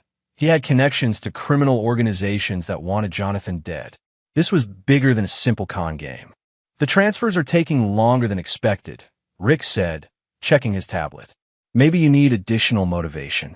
He nodded to one of his men, who produced a knife and moved toward Matt. The boy looked at his father with trust that was almost heartbreaking, complete confidence that Dad would fix this, that the nightmare would end. I can't do it that fast, Jonathan yelled, putting desperation in his voice that he didn't feel. The security protocols require multiple confirmations. Rick smiled, enjoying the apparent power he held over a man he'd clearly researched but never truly understood. Then he dies slowly. The words were barely out of Rick's mouth when Adrian nodded, a small, almost imperceptible movement that confirmed her complicity in threatening her own son. In that moment, whatever remained of Jonathan's marriage, his family, his old life, died completely. Fine, you win. The transfer is sent. Jonathan made a show of completing the financial transaction, his fingers moving across his phone with apparent defeat. But the message he was actually sending was very different. Execute Thunderbolt. All targets are hostile. No survivors. Rick pulled Matt close, laughing with the satisfaction of a man who thought he just won the lottery. Smart choice. Now your boy gets to. Matt's teeth sank into Rick's gun hand with the ferocity of a child fighting for his life. The man screamed, his grip loosening on both the weapon and the boy. Dad now, Matt shouted, rolling away from Rick's failing grip. The windows exploded inward as Jonathan's Delta Force team made their entrance. Glass and steel debris filled the air, while smoke grenades created instant concealment.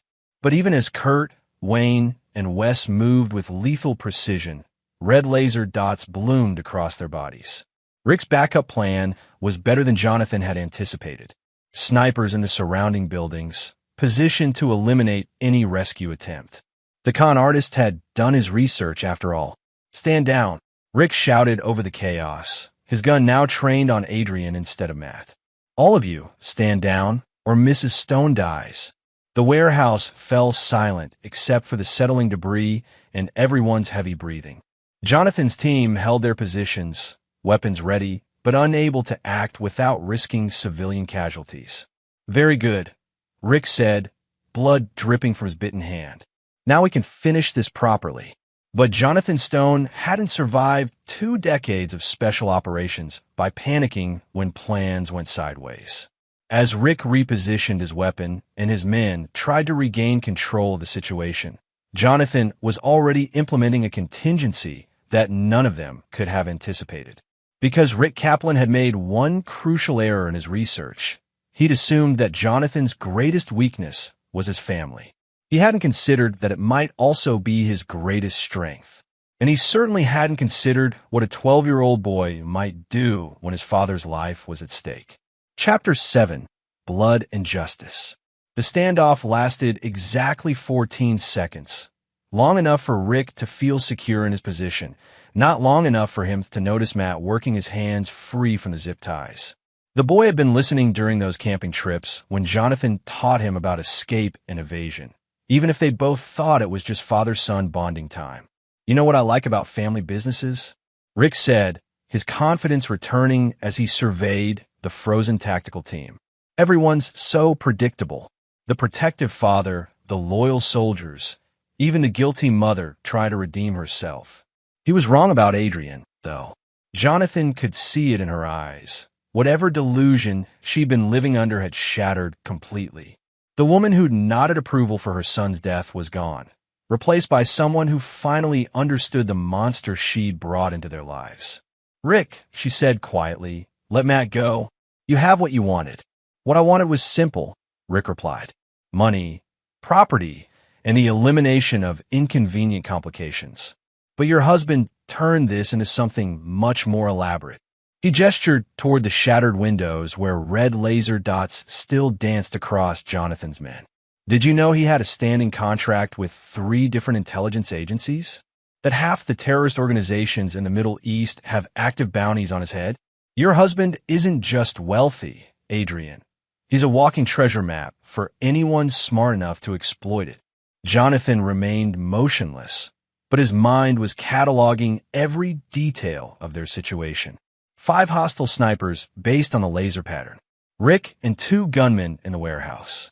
Adrian and Matt both within the kill zone. His team pinned down, but ready to act on his signal. Most importantly, Matt had freed one hand and was working on a second zip tie with the patience of a boy who'd learned that rushing got you killed. "The beauty of it," Rick continued, "is that your death doesn't have to look suspicious.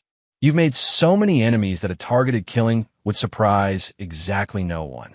Grieving widow, traumatized child, substantial inheritance that needs careful management by a trusted financial advisor. You thought of everything," Jonathan admitted. "I always do. It's why I'm still alive when smarter men are dead." That was Rick's second mistake, assuming he was the smartest person in the room. His third mistake was turning his back on a 12-year-old boy with his father's instincts and his mother's stubborn determination. Matt's freed hands moved with careful precision, not toward his own restraints, but toward the concealed tactical radio Jonathan had taught him to recognize.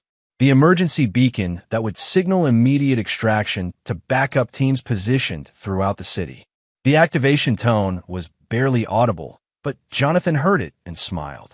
"What's so funny?" Rick demanded. "You said you researched my enemies," Jonathan replied. "Did you research my friends?" The question hung in air for exactly 3 seconds before the building's power died, plunging the warehouse into complete darkness. Emergency lighting kicked in a moment later, but the brief blackout was all Jonathan needed. He moved like the weapon he'd always been, 20 years of muscle memory guiding him through the chaos. The 6-hour came up in a perfect 2-handed grip, muzzle flash illuminating Rick's shocked face as 3-round center mass dropped him where he stood. Simultaneously, Jonathan's team engaged the snipers with systematic precision. Wayne Santiago had pre-positioned charges in the surrounding buildings, a precaution that seemed paranoid until it became life-saving.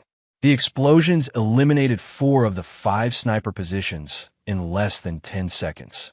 Rick's 2 gunmen never had a chance. Kurt Garrett and Wes Matthews moved like the professionals they were, suppressed weapons, coughing quietly as they eliminated the threats with surgical accuracy. The fifth sniper, however, had maintained his position and was drawing a bead on Matt when Adrienne threw herself between the laser sight and her son. The high-powered rifle round took her in the chest, spinning her around and dropping her to the concrete floor. Jonathan's return fire was immediate and devastating. The .300 Winchester Magnum round from his backup rifle turned the distant sniper's head in a mist, ending the threat permanently. Silence fell over the warehouse like a suffocating blanket. Jonathan moved immediately to Matt, who was kneeling beside his mother's still form. Blood was spreading beneath Adrienne's body, dark and final in the harsh emergency lighting. "Mom!" Matt's voice was small, confused. "Mom, wake up!" Jonathan knelt beside them, checking for vitals he knew he wouldn't find. The round had taken Adrienne through the heart. Instant death, no pain. In her final moment, she'd chosen to protect her son rather than save herself. "She's gone, Matt." The boy looked up at his father with eyes that had aged years in the span of minutes. Was she really going to let them kill you? It was the question Jonathan had been dreading, because the answer would shape how Matt remembered his mother for the rest of his life. He could lie, protect the boy from the full truth. Or he could tell him what he needed to know to survive in a world where the people you trusted could betray you. "She made mistakes," Jonathan said carefully. "Big ones. But in the end, she chose to protect you." It wasn't the whole truth, but it was enough truth for a 12-year-old boy who'd just lost his mother and nearly lost his father in the same night. Kurt appeared at Jonathan's shoulder. "Area is secure. Local PD is 20 minutes out, and we've got federal contacts who can handle the scene." Jonathan nodded, still kneeling beside his wife's body.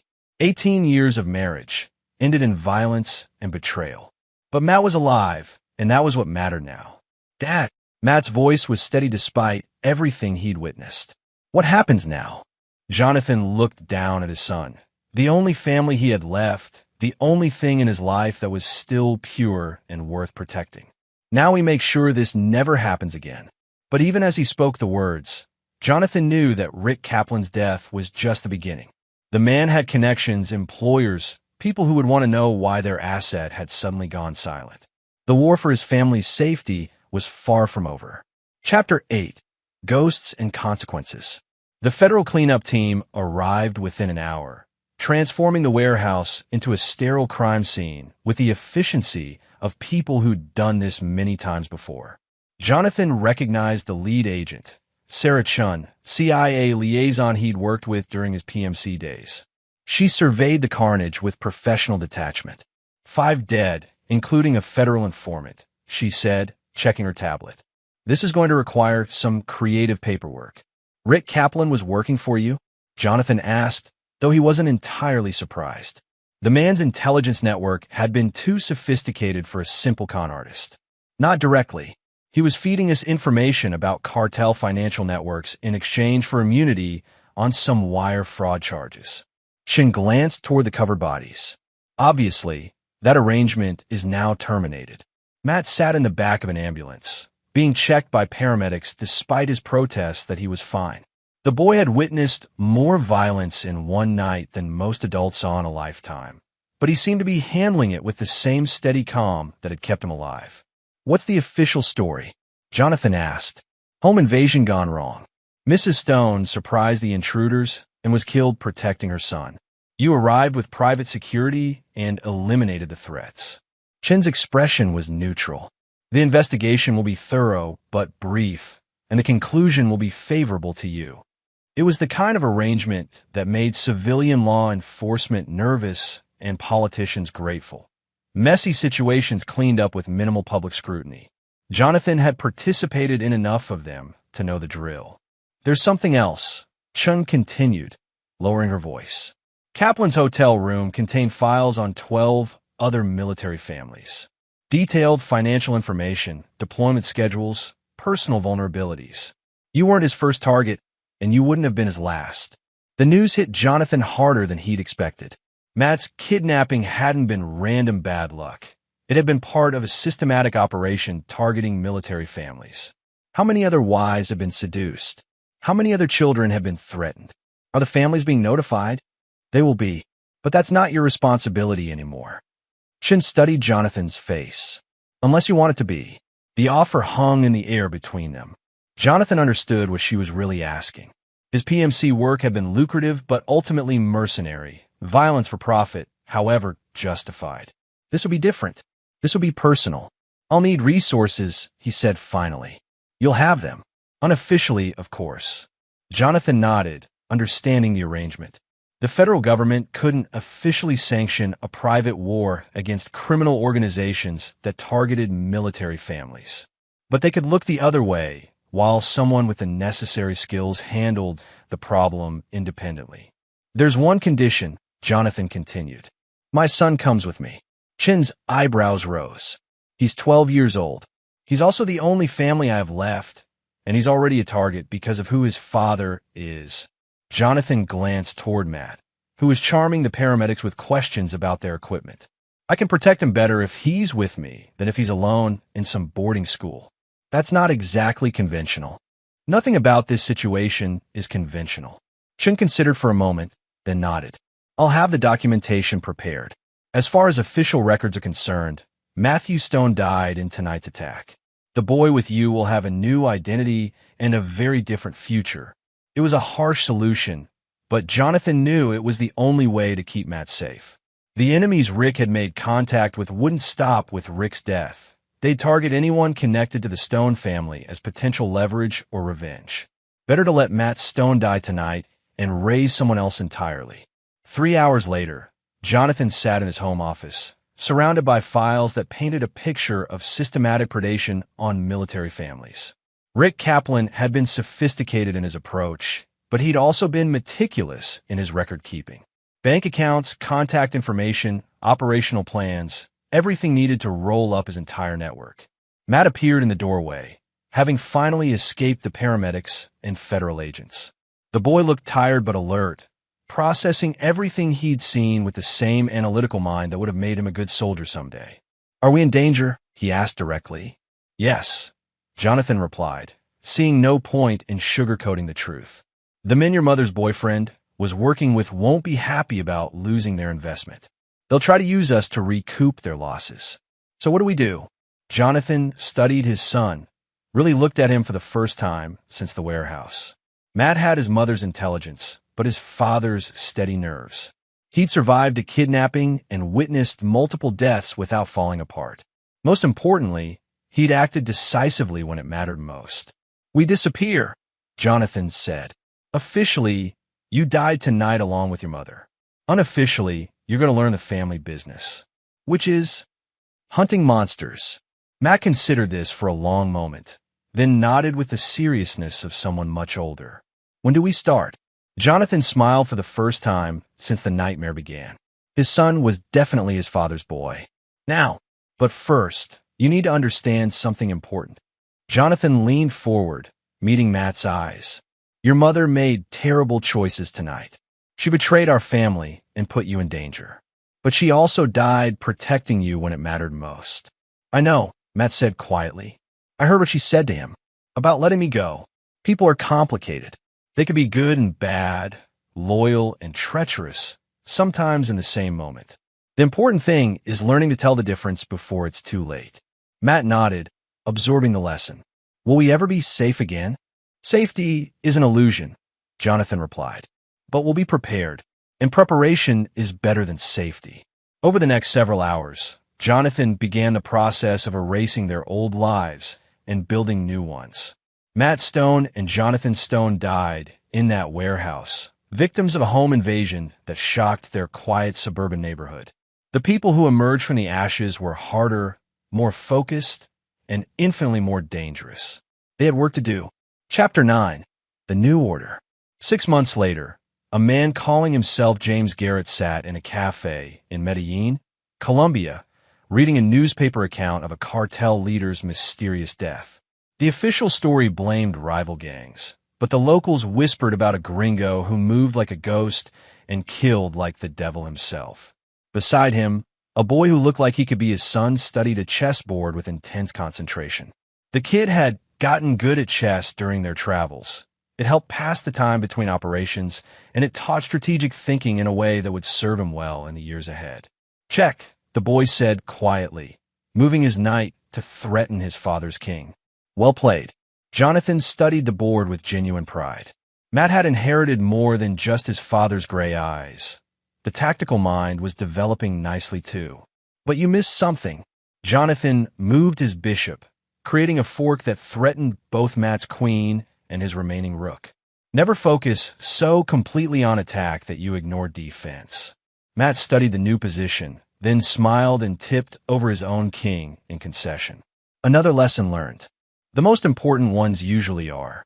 They packed up the chess set and left the cafe, just another father and son traveling through South America. Nobody who saw them would guess that they'd eliminated 3 separate criminal organizations in the past 6 months, or that they were systematically dismantling the network that had once employed Rick Kaplan. Jonathan's methods were surgical and permanent. No arrests, no trials, no chances for the predators to escape justice on technicalities or plea bargains. The men and women who targeted military families simply disappeared, their organizations crumbling as key personnel vanished without explanation. Some nights, Jonathan wondered if he was becoming the monster he'd spent his career fighting. But then he'd remember the sight of his son zip-tied in that warehouse, or think about the files containing information on 12 other military families, and the doubt would fade.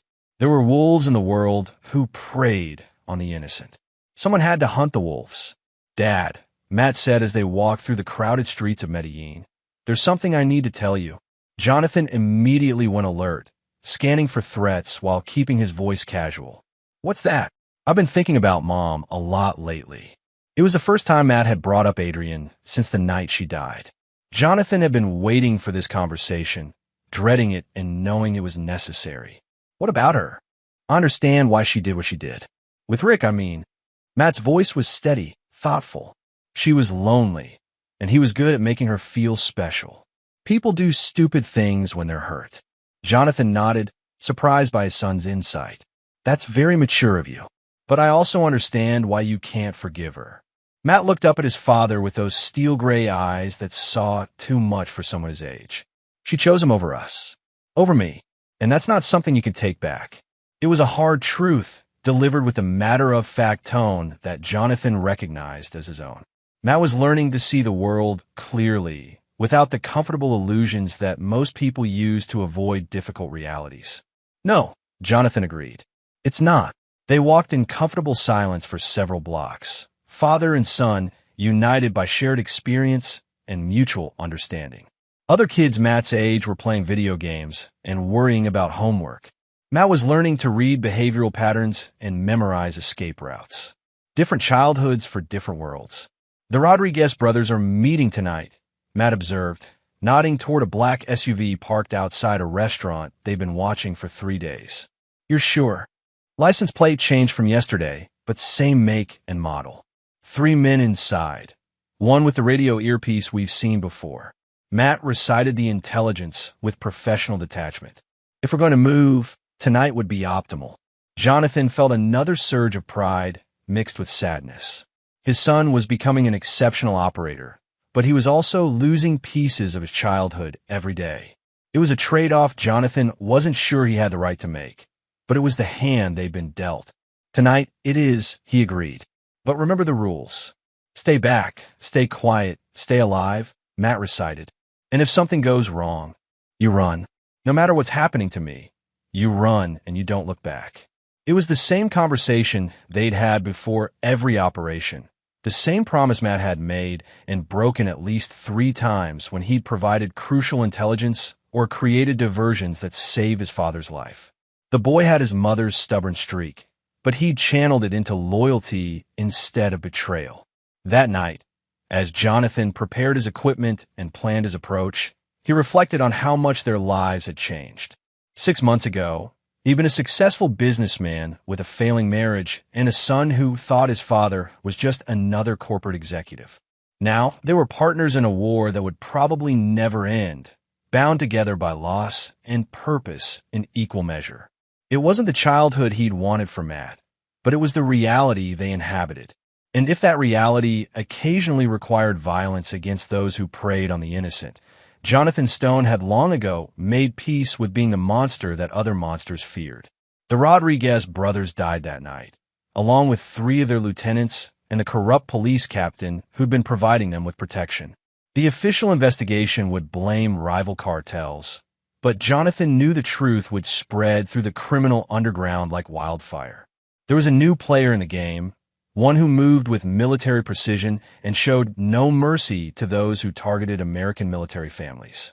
The smart criminals would adjust their behavior. The stupid ones would try to retaliate. Jonathan hoped they were all stupid. It would make the job so much easier.